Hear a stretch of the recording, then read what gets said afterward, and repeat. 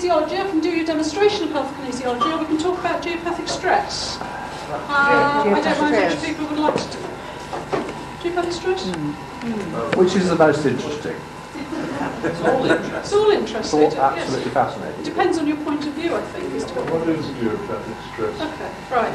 I got interested in geopathic stress because I found that some of the people that I expected to get better weren't getting better. And, I was doing everything that I knew, and they weren't getting well. And I was concerned as to why they weren't getting well, and I wasn't prepared to dismiss them and say, well, these people aren't getting well because they don't want to.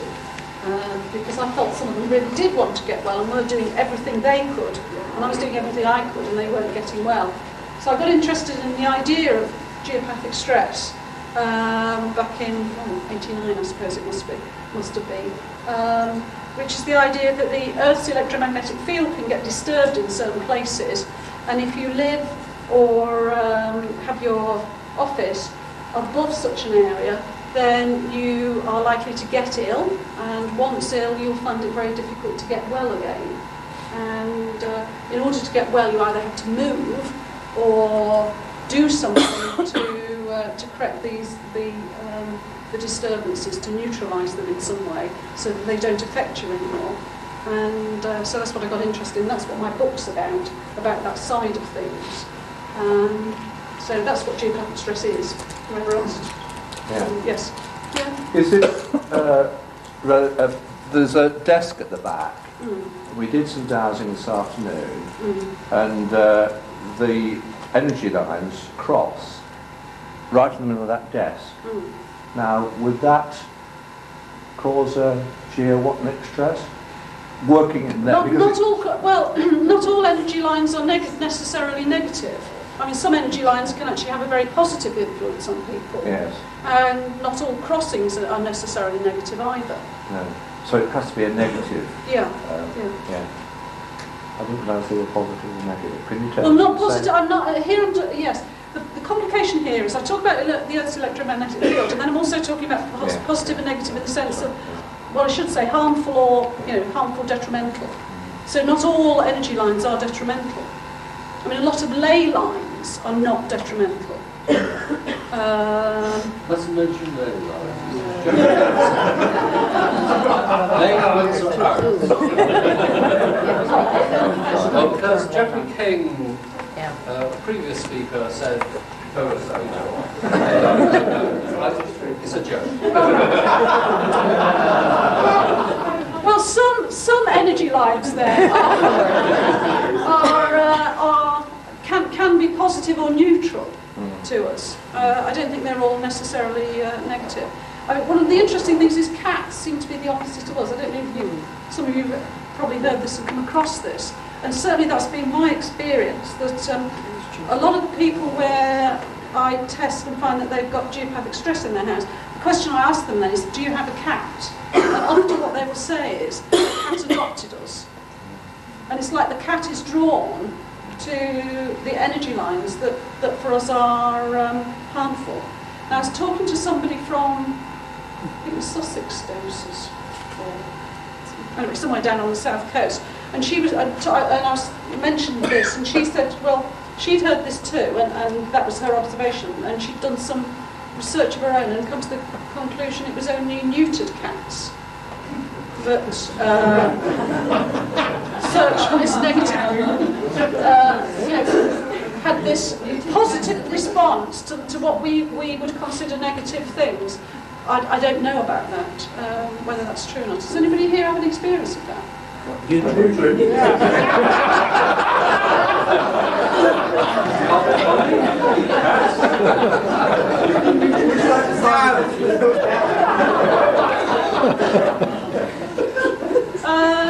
But I know one client I had said to me, when I asked her this, she said, no, I don't have any cats. She said, but all the neighbours' cats congregate in my garden. I put down pepper dust and and everything, and I can't get rid of them.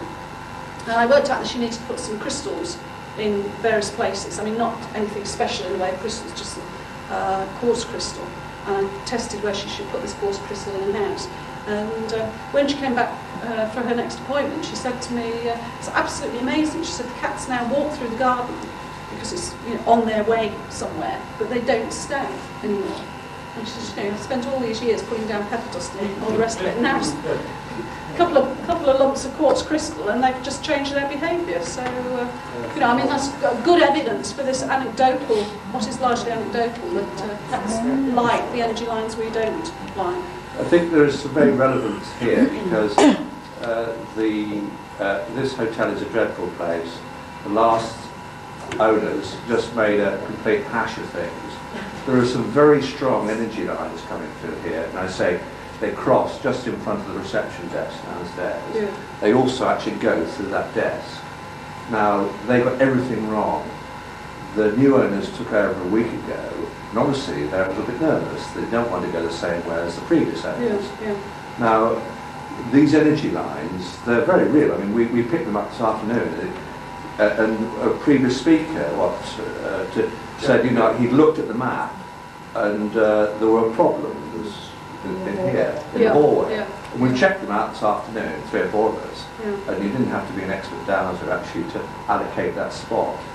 Now, could a success of a hotel, the failure of a hotel, be caused by that sort of occurrence? Because the present owners would like to know. And why is that owner you sorted out?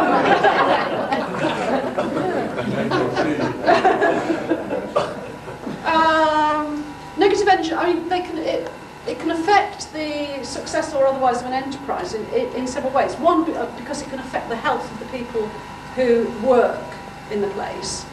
And also, I mean, a lot of people who would claim they're not at all sensitive could come here and actually not enjoy the experience of being here because if there's negative energy lines running through. Well, one of the things it tends to do is disturb people's sleep. Right, so if you've got lines running through bedrooms and it's causing a lot of disturbed sleep, then people aren't going to enjoy being here. If you get up in the morning and you haven't slept properly, then you're not going to say this is a wonderful hotel to stay, we must come back here. You'd say, let's go as soon as possible because I can't sleep here. So those sort of things can affect people. And if you're working in an area where there's a lot of negative energy lines, then people can certainly get very irritable and bad-tempered. So that then it makes it more difficult for people to work. The past management was just what you're saying. Irritable and bad-tempered and irrational. There can be other reasons for it too. The new people seem very nice, and I just want them to be put on the right lines. Yeah. Energy lines. Yes. Are they open to they're open to these ideas then? Yes, because we chatted them up this afternoon. Right. Before they get rid of all bad temperature. Say one thing, ghosts seem to use the energy lines as a batteries. Sorry, who? Ghosts. Yeah. Because there's no problems with lost lines in our house. And they have got ghosts here as well. Yes, very, very strong. If you go to the very end room on these very old buildings, the very end is very, very, very strong. Extremely strong. Right. Exactly. Yeah, several here. One in the restaurant that we in general, I don't mind ghosts. We had a ghost at home for a while that we got rid of, and I also, when I was staying in a hotel one night, I woke up and there was a ghostly lady standing at the end of the bed, and I just looked at her and said, "Oh, right," and turned over and went back to sleep again. I don't know whether she was slightly disappointed, whether she thought I should react in some more dramatic way. I think a lot of these things, we can program ourselves to be very scared of this stuff and very anxious and worried about it, and we can also program ourselves to be very to protect ourselves against it. I think one of the things we have to learn to do if we're going to work in this area is to actually be sensitive when we want to be sensitive and not sensitive all the time, because if you're sensitive all the time, all you're going to do is damage your own health. I had a really good example of this myself once when I was, I think it was, I'm not sure if it was the time I'd been teaching these engineers about geopathic stress. Anyway, I'd been very open and aware of geopathic energies for several days in London, and I was driving home back down to Cornwall along the M4 rather, and I was driving along about 90 miles an hour with a clear road in front of me, but there were quite a few cars behind me, and I can see geopathic energies if I choose to, and I'd actually forgotten to shut off that ability. And I was driving along, and suddenly there was this black wall right across the motorway, and I just slammed my feet on the brakes of the car. And I mean, the people behind me must have thought, this woman is crazy, you know, because it was a completely clear road. And fortunately, I mean, there wasn't an accident, but very easily there could have been a major accident. And it would have been very difficult to stand in court and say, well, I'm sorry, but I just saw this black wall across the M4, and for a moment it was so real that, you know, my instinct was just, you know, as your instinct would be, you know, when you're heading towards a wall, you don't think, oh, there couldn't be a wall here, you just slam your foot on the brakes. And that taught me a very valuable lesson, which is that you need to be able to switch on and switch off any sort of ability to feel these things, because otherwise you're just going to wreak havoc with your lives. And so it's really, really important to be able to do that. Unfortunately, I mean, some people seem to believe it shows how spiritual or something they are by being very, very sensitive. I think if you're a really spiritual person, you can switch, have the ability when you want to have it, so you can switch it off again. And I think it's very important when you go out dowsing. You know, if you're dowsing for and looking for the paranormal, or you're looking for geopathic and negative energy lines, to make a conscious decision when you've done what you want to do to switch that ability off. You know, if you're going to these megalithic sites and things, be open while you're there, but then consciously shut that ability down again, because otherwise, you know, you really are in danger of damaging your health quite seriously if you don't. Is that contentious, deputies? Is it? Common sense, but we don't always do it, do we? The trouble is a lot of us don't know how. You don't know how to. We just decide to. Well, yeah. But it's your intention. But the first thing is you're there saying, well, this can't be really happening, I'm not capable of doing this. So you don't shut it off because you don't believe it's happening. Yeah. Well, what you could do is you could have a switch. Actually, having switches on your body is quite useful. I mean, in a sense, what you're doing is having a visualisation. You can have a switch or a button that you actually, you know, I press the button. There's a button here or a switch here, and when I press it, I'm no longer sensitive to these things.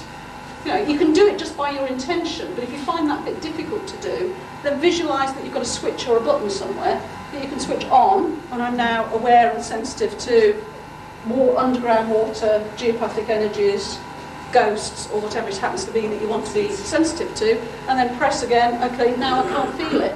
That may seem a bit bizarre, but it's actually a way of you know, it's perhaps a clearer way for some people who find the idea of just, you know, your intention or just consciously switching this stuff on and off. You can do it that way. So how do you sense these negative energies? When you sense them, can you tell whether they're bad or good? I mean, well, a negative energy by definition is harmful. So, yes. I mean, I can decide I want to see or experience negative, harmful energies, and so I just walk round, and I can see things. I mean, it's difficult when I say see. It's actually quite difficult because see is not quite the right word. But then on the other hand, sometimes it is see. Like this black wall, it was a definite see. You know, for a moment, it was as real as the wall there is to me. And sometimes it's like just like a change in a vibration or a clarity of the air or something like that. Sometimes I actually feel sort of sick or like very turbulent as I walk around a particular place.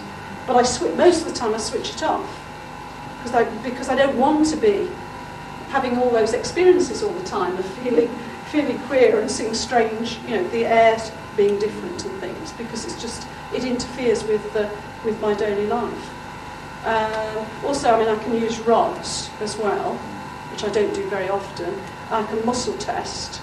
I don't usually use this one. What I do is actually use a different one, which is where what I do is I use this finger, my index finger, which I keep very straight, and I'll put that one on the top.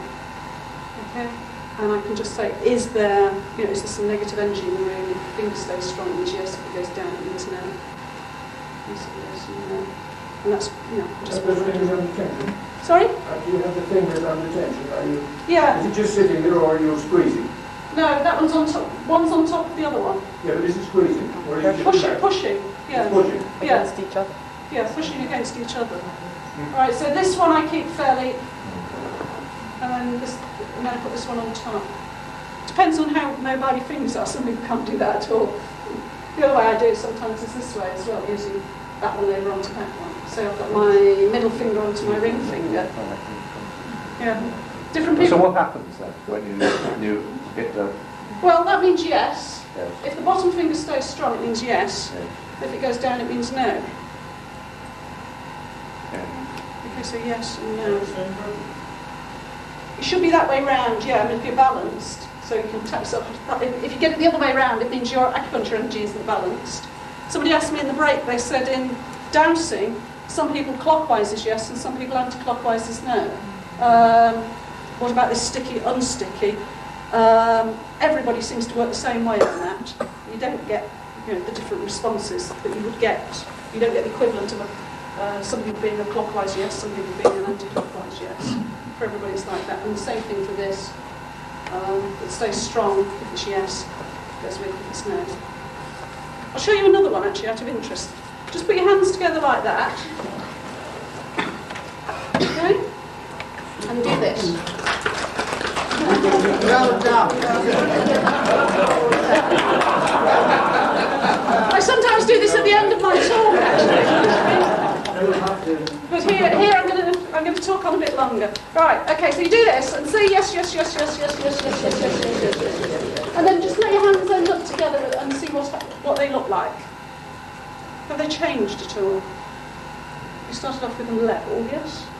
Have they not changed at all? Possibly. Okay, line them up again. So you've got your wrists together and do no, no, no, no, no, no, no, no, no, no. See what happens. End up together. The usual thing is one way is yes and one way you get a change. And this one does, this is rather like the dowsing one in that it's not the same for everybody. But you do get a definite one way or the other. And some people get a twist rather than a down. So you get, most people seem to get the hands, I'm exaggerating greatly here. But some people get a change. Just try once more. So line up your wrists. Do this as yes, yes, yes, yes, yes, yes, yes, yes, yes. See what happens. Yeah. Now do the no, no, no, no, no, no, no, no, no. See what happens.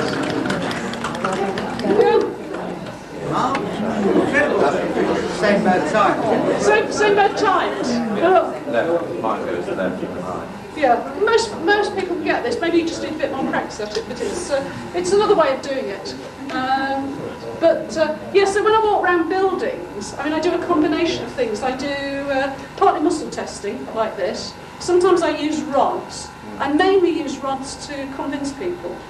I did the house of a German royal member of the German royal family once, and the London house. And I arrived rodless, and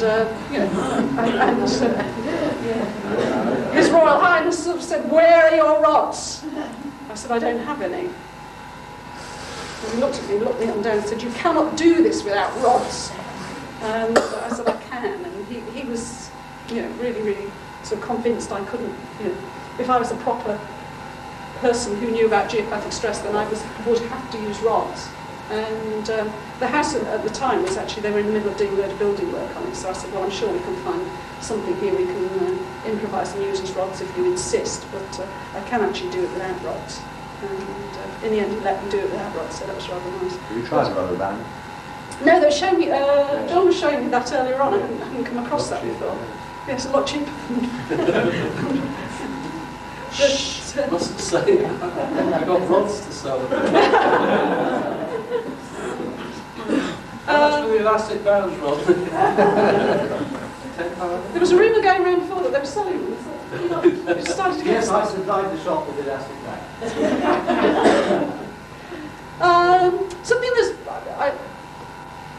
that I mentioned very briefly in the book that I think is particularly interesting is I came across this thing some years ago. When I wrote the book, I'd just discovered it, which I labelled an energy drain. And I think this is potentially really exciting because one of the things that bothers me about geopathic stress, I'm talking about geopathic stress, is it's very much an emphasis on the negative, and sort of, oh dear, what's wrong with this room, sort of thing, and being worried about it. And I came across in a house this strange energy structure, for want of a better phrase, that I'd never met before. And it was not on the ground, it was like halfway up on the second floor of the house. And I was mystified as to what it was, and it was clearly something I'd never met before. And I didn't quite know what to do about it, and what the significance of it was. And then a few weeks later I came across another one as well. And what they seem to be, to the best of my knowledge, is they're structures, but they're not physical structures, they're energy structures. Vortex. Pardon? Vortex. No, it's not a vortex. And it's where energy... No, it's not a spiral. And it's where energy moves from three-dimensional, four-dimensional, if you want to add time on, four-dimensional world into some other dimension. And that these drains should be there. They're actually part of the energy anatomy of the planet. And that they can get clogged, just like ordinary drains can get clogged. And that if there are geopathic disturbances and you've got a clogged energy drain, then you have real problems. And sometimes by clearing the energy drain, the geopathic stuff gets sorted, it gets taken care of, because it's actually a build-up of energy that needs to go into some other dimension. And if we clear the drains, then the energy can flow. And it seems to be, so far the ones I've looked at, they can be cleared very simply, and usually it just involves people holding hands and just walking in either a clockwise or an anti-clockwise circle. And I test for which. I test for how many people. Very often it seems to be women. If it's not, it's usually the same sex. It's often only 2 or 3 people of the same sex, and they have to walk either clockwise or anti-clockwise a certain number of times, just holding hands. Usually that's it. It's usually maybe only 4 or 5 times. It's done very quickly. Occasionally they've had to visualise things while they're doing it. A colour, or colours being the most common thing, or else a flower, poppies, something. I agree with Catherine mentioned. And it seems like you need to clean these maybe every 2 or 3 months. So it's a sort of regular job that needs to be done. And I have this sort of idea that, how you have these neighbourhood watch schemes for sort of to protect your houses against criminals. That at some point we might have neighbourhood watch schemes where we would actually go round and be responsible for keeping these drains clear, so that really it would help a lot of this negative energy that gets built up and becomes a real disturbance to people's health to dissipate and not cause any problems. And though I call them drains, that, as I said to you at the beginning, the first one I found was sort of halfway in the middle of a room, sort of half on the second floor, so they're not necessarily at the lowest point. So there's some analogies with water, and drains with water, and I sort of have this vision of them clogging up with leaves and things so that the water can't get down. And it obviously doesn't quite work like that, otherwise they would be always at the lowest point. They seem to be about half a mile apart, I think. I mean, I'd be interested if any of you do some looking at this and come across anything, if you'd let me know. I'd be interested to know. And some of them are functioning fine. And I think one of the reasons I hadn't come across them to begin with is because you're tending to be concentrating on looking for the bad things, the things that shouldn't be there. That's part of our understanding of geopathic stuff, is we're looking for things that should not be there. But in fact, these should be there. They're just actually not functioning properly. And when I was teaching in London once at Regent's College, which is in the middle of Regent's Park, we found some in the park, and we also found what appeared to be some switches which were located some way away, so you could switch the drain on and off. And the way that you seemed to be able to do it was just by actually being very improvising. Somebody had some sandwiches that they wrapped in tin foil, and we found that by putting some of this tin foil that had previously had the sandwiches in over this point, which we referred to as a switch, you could actually switch the drain on and off, so the drain was either functioning or not. And we'd been playing around with this, and then we got some people who were on the course but hadn't been, because this was during the lunchtime, hadn't been around, came back, and we said, "Oh, come and stand here." So then we got them standing on the drain, and so they said, "What do you feel?" And then I went over sort of some way away and put a piece of aluminium foil down on the ground, and they all got exactly the same experience, which was that they all sort of got sort of pulled inwards as I put the tin foil on the ground, which was exactly what everybody else had been experiencing before these people had come up. So, you know, that was some level of confirmation. I mean, I know it's not a total confirmation. So my guess is, I think that there is actually a whole energy anatomy. There's a whole series of structures that we are not looking after. And that part of what we need to do in order to get the geopathic stress stuff sorted out is not to concentrate on the negative side of stuff, as I've done very much in the book, but is actually to look at looking after the Earth, you know, I mean, in a really, really positive way, including looking after maybe these energy drains, maybe repairing these switches which have gone faulty and things like that. So people like you are in a really good position to go out and do some dowsing and look at this. And, so how do we find these drains? Because this is absolutely vital, because I can see a place where we need these drains. I reckon it's been blocked for years because it's really bad news. Everybody's falling out, and it's that's Shumley, everybody says, but there are very strange lines and energy lines in this area, actually. In particular, between Chorley and Shumley, there are very definitive lines. Shumley seems to be continually falling out. And it's not more than just, village disputes. It just seems that nobody can work together. And there are a lot of negative vibes. And I want to sort it out. I'm running a local newspaper, and this could be a revolutionary way of doing it. How do you actually locate these drains? Well, now I've given you the concept for them. Yes. What I would suggest you do is go out with your rods and ask, the rods to cross or whatever your normal, whatever response you get when you walk across an energy drain. Yes. Yeah, and then just ask, because you can use your rods as a yes/no response, can't you? Yes. Pardon? Can I map dowsing? Can anybody map dowsing? If you're good at map dowsing, the answer is probably yes. Yeah. But nobody knows about them, so presumably a lot of them are being blocked forever. I think a lot of them are blocked, and I think what we need to be doing is getting these things unblocked. Are these drains, in your opinion, the opposite to Saturn Square? Their energy actually? I don't know enough about them to answer that yet. I mean, unfortunately, what happened was I got really excited about this and got, I'm going to do a lot more research on this, and then I got waylaid by all sorts of other things. It's something I'm just coming back to again, because I think it's something that really needs looking at in a lot of detail. Are they affected by people then? So would they be more in a city than places? No, I think they're more or less. Regularly spread.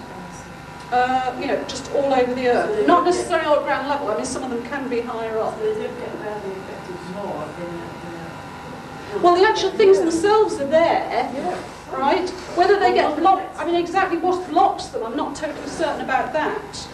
Whether it's just, if you've got a lot of maybe then sort of naturally self-regulating, but if you've got a lot of geopathic lines, then maybe they don't self-regulate so well, so they need some help from us or somebody to actually keep them clear. Whether it's sort of something simple like that, or whether some of the modern living, modern technology, modern buildings, whether that affects them, I don't know. I just haven't done enough research, and driving here today, I was thinking, gosh, I must do more on this. But, There's 3 places in my home I always thought was parallel, and you can't stand still, you get pushed aside. You look like you can drain. Yeah.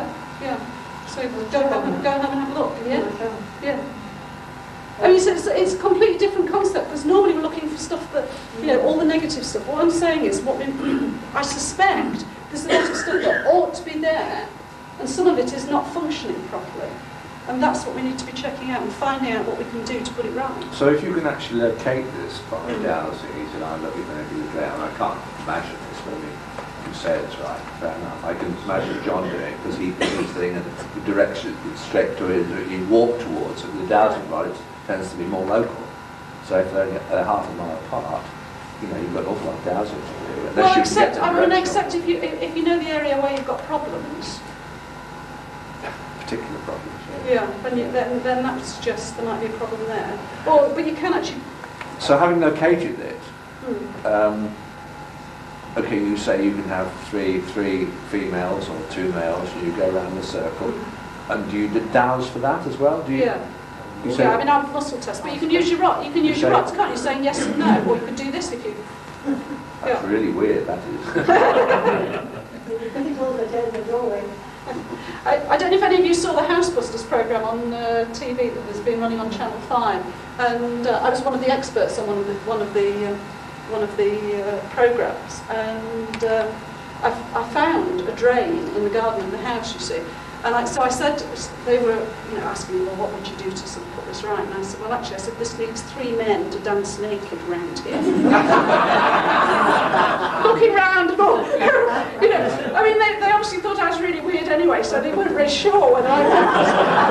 And how it would go down, you know, the idea of, if the owner of the house picked me, because they had 3 experts, and you know, it was whether or not they picked. If they picked me, were these 3 were they going to use 3 cameramen, you know, to sort of dance naked around this train?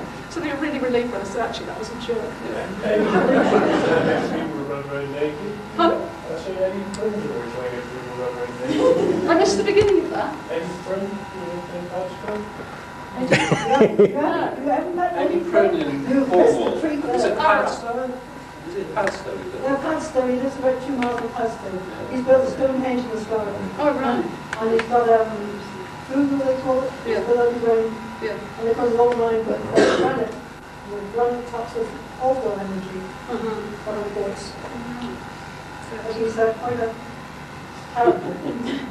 The other thing I found for some of them, that you can, the most common thing is to use people to clear, you know, holding hands to clear it. There's been a couple where we found that the most effective method to clear them has actually been a musical note. Just played with a recorder or, you know, whatever's sort of handy.